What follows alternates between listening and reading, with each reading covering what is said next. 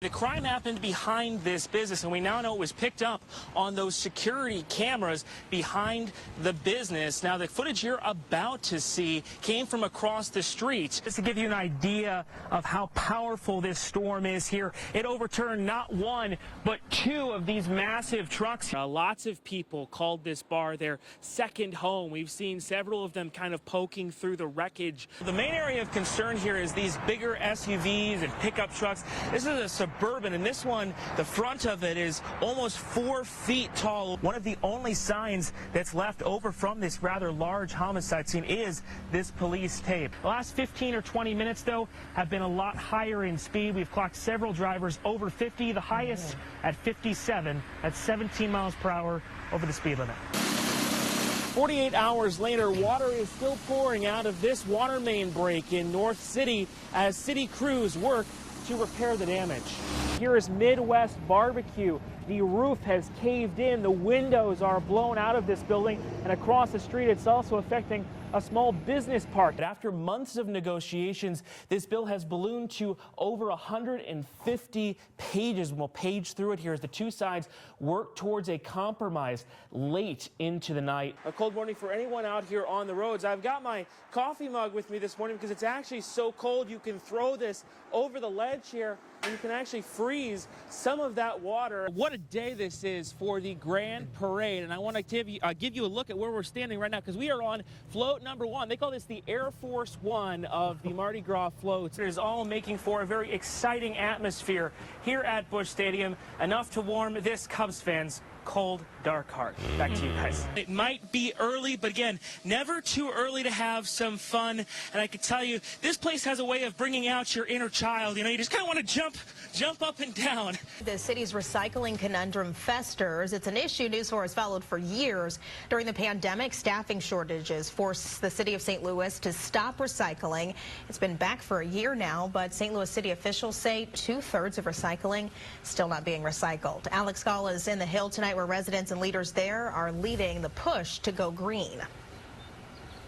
Yeah, good evening, Sam. Recycling is nothing new, and efforts to get people to recycle items like cardboards and other plastics, also nothing new. Here in the Hill, there are signs on these recycling bins that tell people what they can and cannot recycle. But unfortunately, many of them are still ending up in trash bins like this and combined with trash. That's because much of the material in it, or some of it, is tainted trash and recycled.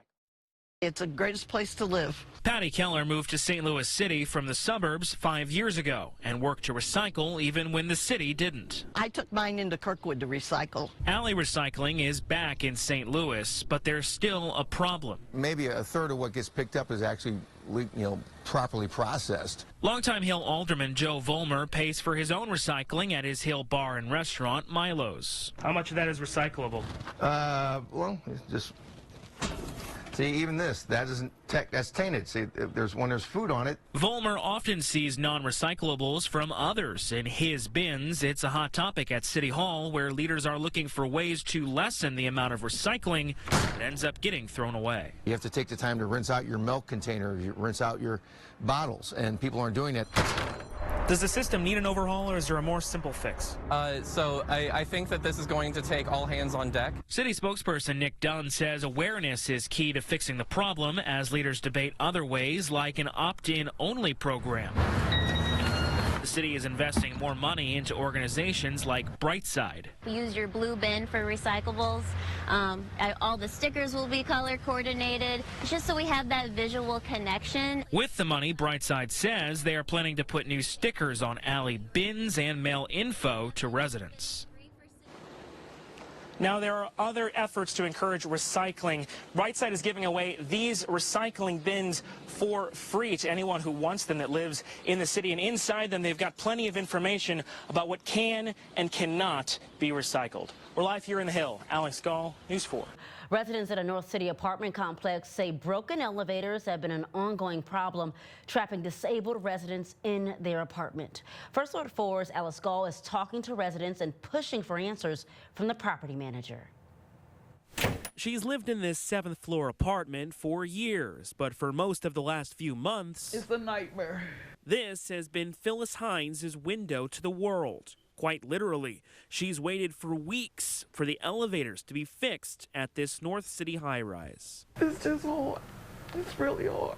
Phyllis called us Tuesday as the fire alarms were going off. Here it is, a fire early this morning at 5 o'clock, and we can't get out the building. Please, please help us. These are the Tower Village apartments in North City, once a part of the old DePaul Hospital complex, now home to dozens of residents, many of them elderly and, like Phyllis, unable to take the stairs. Some people in here have congested heart failure. Some have cancer. Some are even having dialysis, and they just can't get downstairs. When we met Phyllis, the elevators in this building were working. The residents tell us they came back online just a couple hours before we got here, but they have no guarantee that it'll stay that way. The elevators have turned off and on again several times. I haven't made grocery shopping in 3 months. And residents here are still struggling with basic errands and lugging groceries up several flights of stairs. Knee replacement, and I've already fallen. Going up, trying to go up the steps. And it's not just the residents. According to the St. Louis Fire Department, out-of-service elevators are also a potential fire hazard that can make it harder for firefighters to do their jobs, like when the fire alarm went off on Tuesday. It's very concerning. Captain Garen Mosby says they've known about the elevator issues here for weeks now and are working with the elevator company to make sure that repairs are completed. We had a company that was responding every Tuesday, Thursday, and Saturday to assist a resident from their apartment down to a vehicle so that they could go for medical treatment. And we walked into the property manager's office on site, but they would not answer our questions about the elevators or resident complaints. But the company who manages the property, Cohen Esri, did send us a statement that cites a broken motherboard as the reason for the downtime and supply chain issues for the repair delays. A spokesperson says, quote, "Our residents remain our top priority as we continue the process of modernizing the elevators." I know it don't take that long to get a part up in here for an elevator. But for Hines, this is the last straw. She had already packed up most of her apartment and moved out following our interview to make sure that she will not get stuck again. I'm Alex Gaul, First Alert 4. The property manager says that the fixed motherboard arrived on Tuesday. We did reach out to the City of St. Louis Building Division. They tell us that not keeping up at least one elevator in an occupied building is a code violation, but elevators are regulated by the state fire marshal. Finally tonight, celebrating the best among us, St. Charles is making sure no sacrifices made for our country are ever forgotten. First Alert 4's Alex Gaul takes us to St. Charles for the birthday celebration of the century. For Cyril Meyer, every day is a gift. I enjoy every life I had. This is day 36,500. But when you've lived this long, why measure time in days when you can measure in years? 100 years old? Man, am I really that old? Call it what you will. A century, a ton, a guard of honor, and a toast. Of root beer, of course. That's him. To this dedicated father, soldier, and engineer. Somebody would ask, and he never refuses. He's probably the most giving person that we've ever met. This is what I'm made for. His family jokes he made these birdhouses for his great-grandchildren when he was only 99 and a half years old. Just the latest projects in a life full of ideas. This one right there. And a life full of sacrifice. Cyril served in the U.S. Army during World War II. We blew the gun up. Fighting in the Pacific Theater, he met his wife, Mary Ann, after coming home and went on to become an engineer working on the U.S. space program with McDonnell Douglas. That's him receiving his 30-year award. It's a life worthy of praise, so call it fitting that this St. Charles veteran finally has a spot of honor.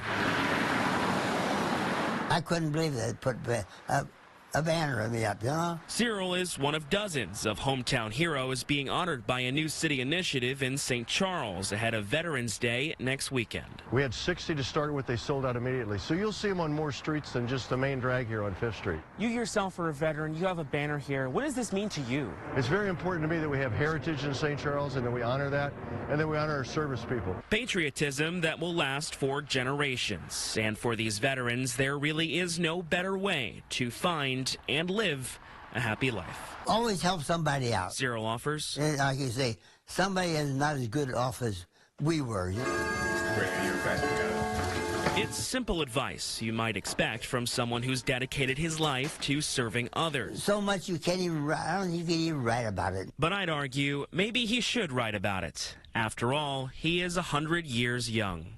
In St. Charles, I'm Alex Gaul, First Alert 4.